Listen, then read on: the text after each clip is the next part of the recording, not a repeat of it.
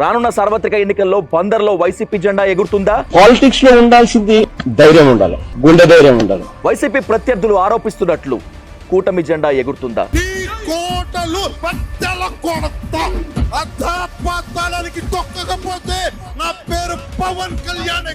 మీ తండ్రి గారు అనేటువంటి పేరుని నాని గారిని బ్లాక్ మెయిల్ చేసి 2024లో మీరు బీఫామ్ తెచ్చుకున్నారా?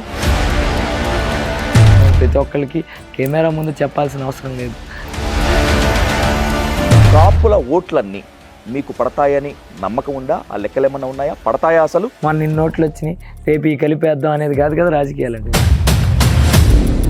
కాపు సామాజిక వర్గం అన్నారు, మేమేంటి కాపు సామాజిక వర్గం కాదు. నేను చంద్రబాబును మోస్తాను, చంద్రబాబుని ఎత్తుకుంటాను.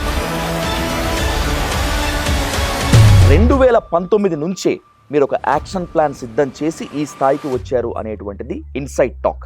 నా ప్లాన్ ఏంటంటే ఫస్ట్ నుంచి ఎక్కడిది మీకు ఆ ధైర్యం?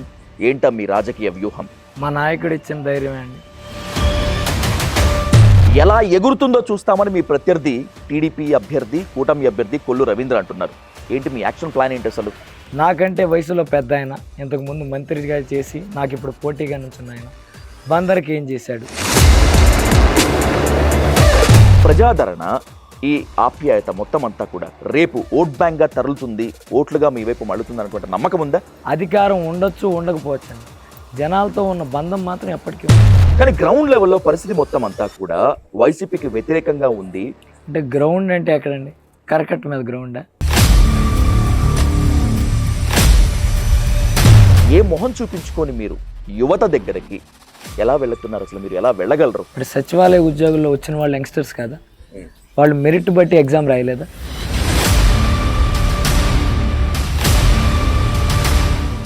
పేర్ని కిట్టు బందర్లో ఉన్నటువంటి అరాచక శక్తులకి లీడర్ అని చెప్పి చాలా మంది విమర్శిస్తున్నారు, చాలా దారుణంగా ఆరోపిస్తున్నారు.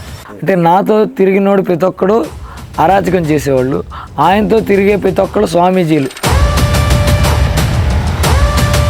రోజు జగన్మోహన్ రెడ్డి గారిని విమర్శిస్తూనే పనిగా పెట్టుకున్న వాళ్ళ ఇంటికి కూడా వెళ్ళి నువ్వు అర్హుడివి, నీకు న్యాయం చేశావని చూపించగలుగుతున్నావు అంటే మా నాయకుడు ప్రతి ఇంటికి సంక్షేమం అందించిన విధానమే ఈరోజు మాకు ఇచ్చే ధైర్యం.